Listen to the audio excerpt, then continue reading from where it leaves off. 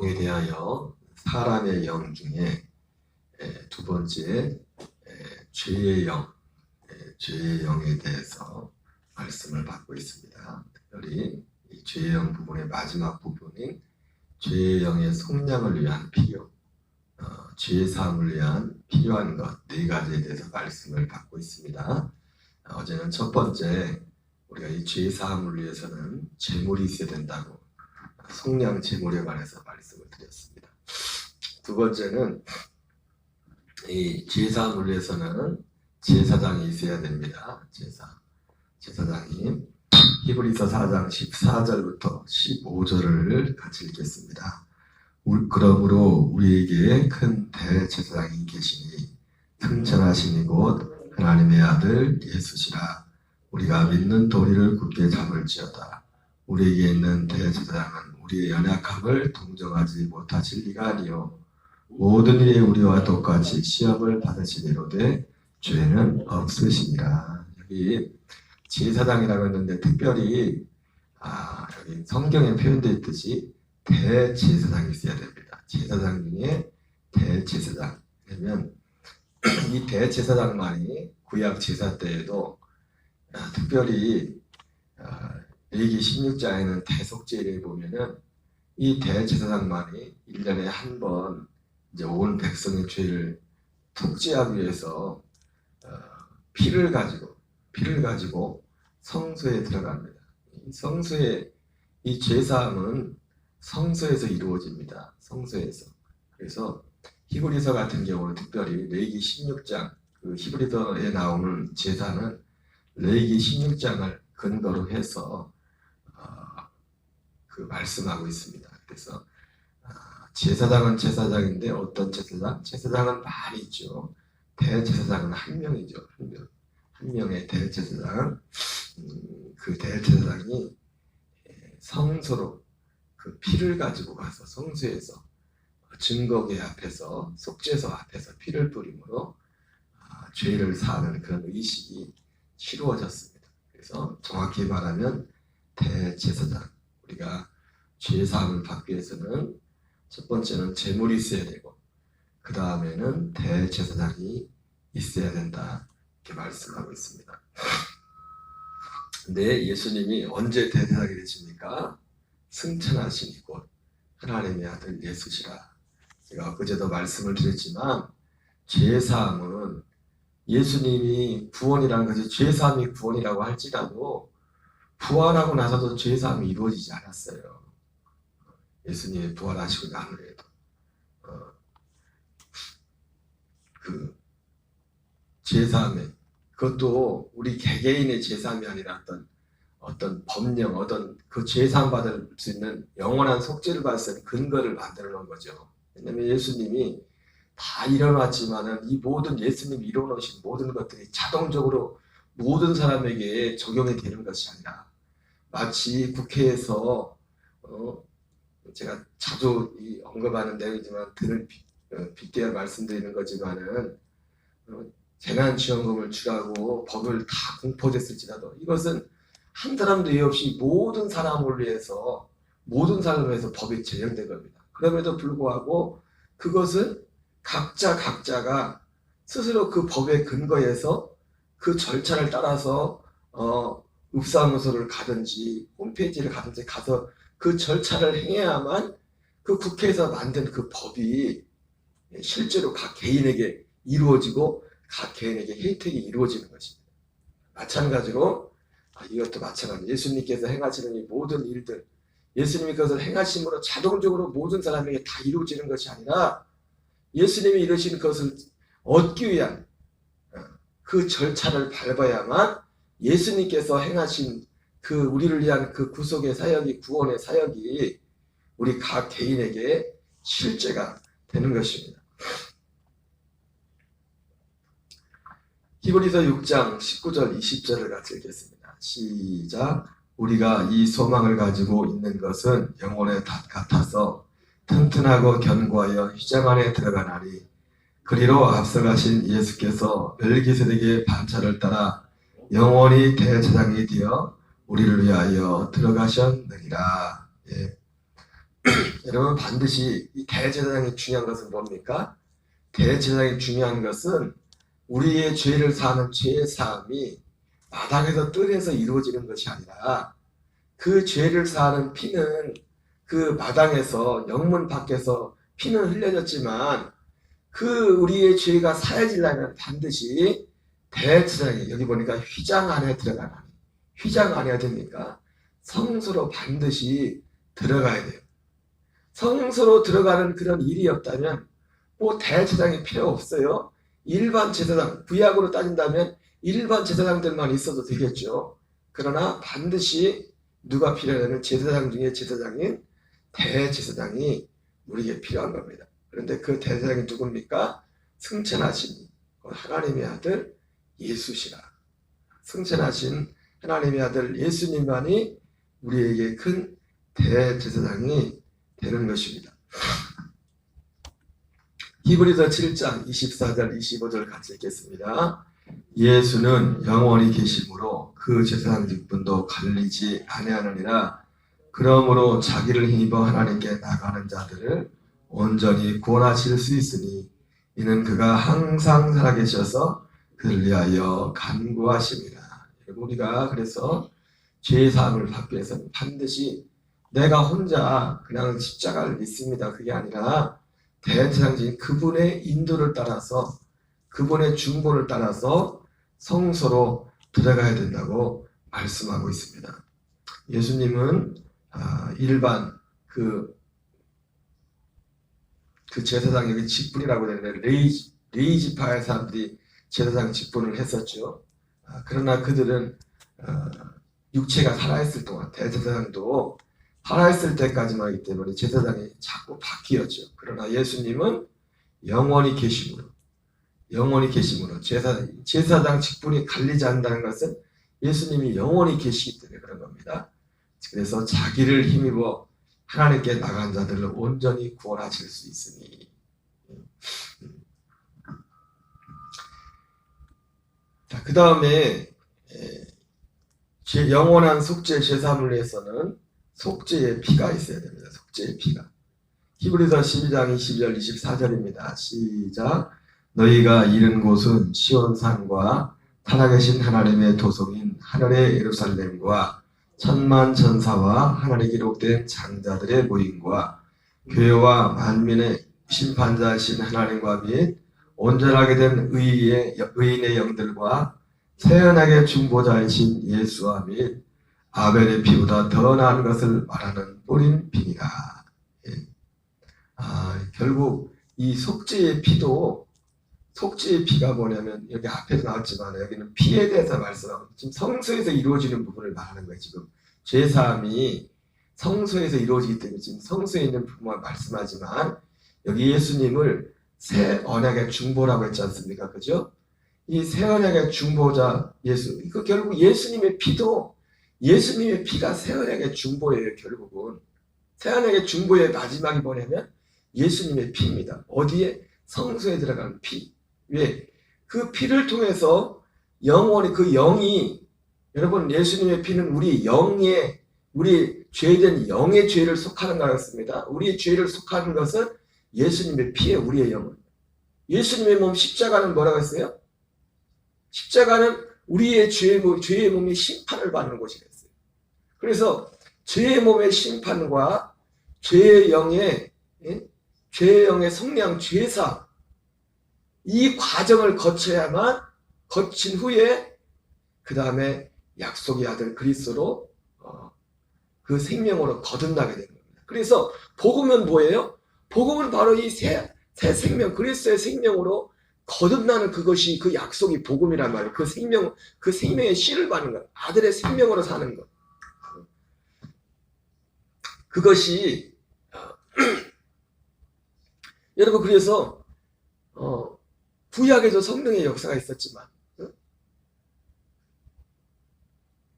세례 요한도 성령의 충만을 받았지만은 그 성령은 우리에게 약속을 이룰 수가 없었어요. 왜? 반드시 뭐가 있어야 돼요? 이 약속이 이루려면 십자가와 연합해서 죄의 몸이 심판을 받아야 돼요. 그리고 영원한 우리의 죄를, 우리 영의 죄를 속하는 영원한 그 속량의 제물 되시는 그 속량의 그 영원한 속죄의 피가 되시는 그 주님이 큰 대제사장이신 예수님의 그 피를 가지고 성소에 들어가서 그 죄의 사함의 길이 열려야 돼요. 이 두 가지가 이루어지지 않으면 아무리 성령의 충만함을 받아 성령이 오실지라도 하나님의 아들의 생명으로 거듭날 수가 없어요. 여러분, 이건 너무 중요합니다. 이 인식이 왜 이렇게 중요하냐. 이 약속을 모르고 여러분, 하나님은 구하는 것을 주십니다. 구하는 것을. 우리가 구하는 것을 줘요. 이번 주일 설교도 성탄의 복을 구해야 된다고 했는데, 여러분, 하나님은 구하는 걸 주십니다. 성탄절을 평생 1년에 한 번씩 계속 맞이해도 이 성탄의 복을 진짜 가지고 사는 사람들은 별로 없어요. 많지 않습니다. 왜? 성탄의 진짜 복이 뭔지도 모르고 그 복은요, 구해야 받아, 구해야. 심지어 예수님 뭐라고 해요? 구해도 받지 못하는 자가 많다고 했어요. 구해도. 그게 결국 성탄의 복이 뭔데요? 구원이거든. 이 아들의 생명이거든. 그 내용이 뭔지를 알고 내가 정말 그것을 받기를 원합니다. 내가 정말 그것을 원합니다. 마치 밭에 감춘 보화를 발견한 사람이 자기 소유를 다 팔아서 그걸 샀듯이 어떤 희생 대가를 치르더라도 나는 그것을 얻기를 원합니다. 먼저는 그걸 얻으려면 그게 뭔지를 알아야겠죠. 그게 뭔지를 알아야지. 뭔지도 모르고 그걸 어떻게 구합니까?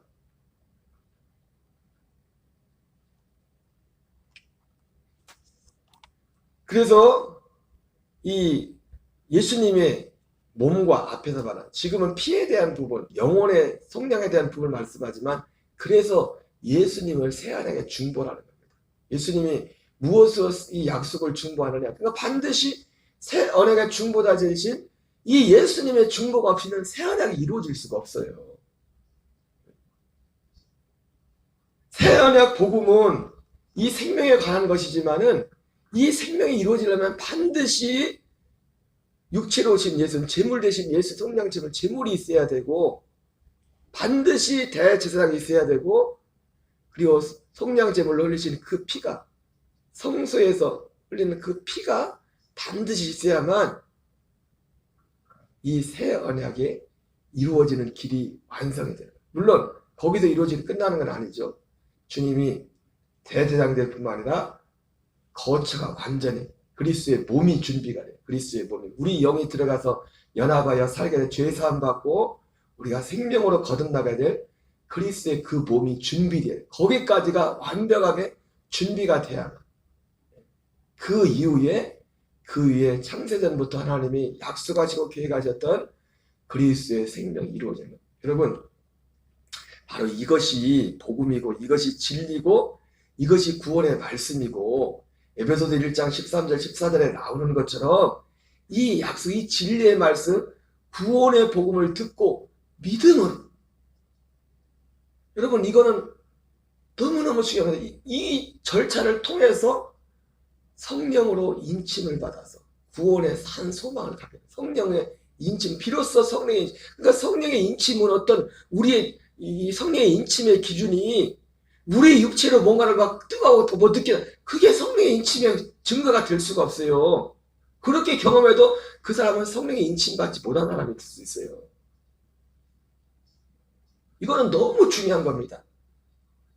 이거 너무 중요한 거예요. 성령의 인침받는 거. 우리가 성령의 인침받아야 구원이 있는 거거든요. 제가 언젠가도 말씀을 드렸지만 뜰에서도 번제단에서도 불이 떨어졌다니까요. 거기에 번제단에 불이 떨어졌다니까. 우리가 그래만 제단에 불을 달라고 했잖아요.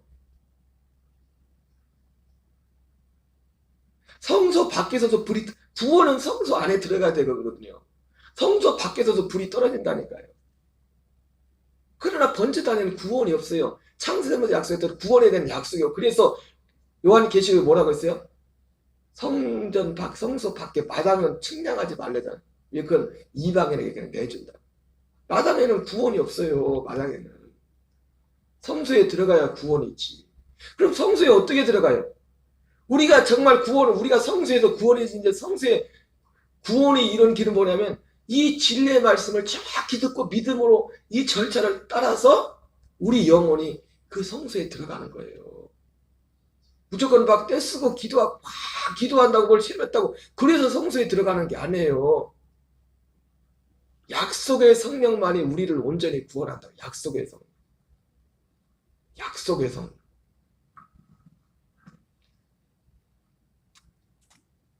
그러니까 예수님의 이름으로 그러니까 보세요. 예수님의 이름으로 마태복음 7장에 선지자로도 하고 귀신을 쫓아내고 많은 능력을 내었어요. 여러분 선지자로도 하고 귀신을 내어쫓고 응? 많은 능력을 행했단 말이에요. 이게 사람의 능력으로 할 수 있어요? 성령의 능력이 아니고도 할 수 없는 거예요. 이런 것들은. 그런데도 예수님은 모른다고잖아요. 난 너를 모른다고. 난 당신들을 알지 못한다. 그것도 주님의 이름으로 했는데. 그 사람들이 보세요. 그 다음에 선지자노릇 하고 귀신을 쫓고 이런 일을 할 때 그냥 그 사람들이 그냥 가만히 있는데 선지자노릇 했을까요? 가만히 있는데 귀신을 쫓고 가만히 있는데 능력을 했을까요? 능력을 구했겠죠. 예수 이름으로. 능력을 구했겠죠. 귀신을 내쫓는 또 능력을 구했겠죠. 여러분 하나님은 우리에게 구하는 것을 줘요. 구하는 것을. 그래서 이 복음의 진리도 온전한 구원 이것을 듣고 우리는 자동이 그냥 교회 오면 그냥 응? 이런 거 구해서 다른 거 예수님 이름으로 기도해서 다 뭐가 이루어지면 야, 나 구원은 자동으로 받은 거 그거 아닙니다. 구원 없이도 구원받지 못해서도 예수 이름으로 뭔가를 구하면 하나님이 들어주세요. 우리 세상의 것들에 들어주실 수 있다고 하나님. 그러니까 구원도 누구에만 구원이 있어요? 구원이 뭔지를 알고 그 내용이 뭔지를 알고 그것을 구하는 자에 주시는 거예요. 구하는 자에. 구하는 자만 가. 그래서 예수님 뭐라고 해요? 세례요한 때부터 천국은 침노를 당하나니 누가 천국을 침노하는 자가 빼앗나니라. 그리고 마태복음 7장에서 뭐라고 합니까? 구하라, 찾으라, 두드리라. 그거 구하라는 거 그거. 근데 마태복음 누가복음 14장은 그렇게 구하라고 해놓고도 뭐라고 해요? 구하여도 얻지 못한 자가 있다고 그렇게까지 말씀하고 있어요. 무엇을 구해야 되냐? 바로 이 진리의 말씀, 구원의 통로서 이것이 내게 이루어지기를 구해야 돼요. 우리가 구해야 될 것이 나겠지. 그래서 예수님은 마태복음 6장 33절 말씀이 뭐예요? 그걸 구하라는 겁니다. 하나님 나라와 하나님의 그거를 먼저 구하라는 겁니다. 그거는 어떻게 구해요? 이 진리의 말씀을 듣고 먼저 믿어야지. 이 내용을 정말 이 내용이 뭔지 알아야지. 믿어야죠. 그리고.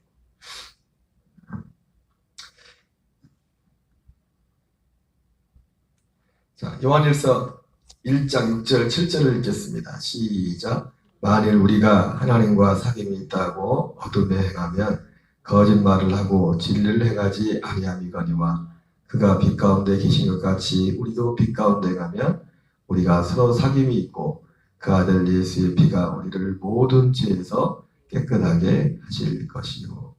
예. 여기 보니까 여러분 죄사함도 우리의 죄를 사하는데 어떻게 죄를 사한대요? 그가 빛 가운데 계신 같이 우리도 빛 가운데 행하면 우리가 서로 사귐이 있고 그 아들 예수의 피가 우리를 모든 죄에서 깨끗게 하실 것이요. 그러니까 우리가 이 속죄도 보니까 어디 가운데 있어야 빛 가운데 있어야 이 예수님의 피가 빛 가운데 있을 때 예수님의 피가 우리를 사한대. 그럼 이 빛이 어디에 있어요? 이 빛은 어디 있습니까? 결국 빛은 어디냐면 그리스도의 몸 안에 그 안에 빛이 있다면 그 안에. 그러니까 예수님의 피가 어디에 있냐면 성소 안에. 성소 안에 있고 그 성소 안에 들어가려면 어떻게 해야 돼요? 우리의 죄의 몸이 심판을 받은 후에 그 성소 안에. 그래서 빛 가운데 있는 자, 빛 가운데 있는 자 행하면 우리가 서로 사귐이 있고 그 아들 예수의 피가 우리를 모든 죄에서 깨끗게 하실 것이요 이렇게 말씀하고 있어요. 그러니까 그 우리의 죄를 사하는 그 피가 어디에 있다고요? 그리스도의 몸 안에 있고, 우리가 죄 용서 받으려면 먼저 그 속량 제물 대신 그리스도와 함께 우리 옛사람이 장사 지내고 그 죽음을 통과한 그 사람에게만, 그 영만이, 주님이 그 영만이 그 처소로 우리를 영접해가지고 거기서 우리의 영의 죄를 사한다고 말씀하고 있습니다. 그리고 그 안에 있을 때만이 이 죄사함이 유효한 거예요. 그 그리스도의 몸 안에 있을 때. 만약에 우리가 혹여라도 히브리서 6장에 나오는 것처럼 그 이 믿음을 저버리고 아예 주님을 부인하고 이 그리스도의 복음을 거부하고 그 뛰쳐나가서 그냥 우리 옛사람으로 그냥 계속 살기를 결심하고 그렇게 간다면 그거는 심각한 문제를 초래할 수 있는 거예요. 그래서 히브리 6장에서는 다시 회개하여 깨끗게 할 수 없다고 그렇게까지 말씀하고 있어요. 여러분, 그것은 전에도 말씀드렸지만 우리가 뭐 신앙생활에서 잠깐 뭐 실수하고 마음이나 생각으로 우리가 부족하지 않습니까?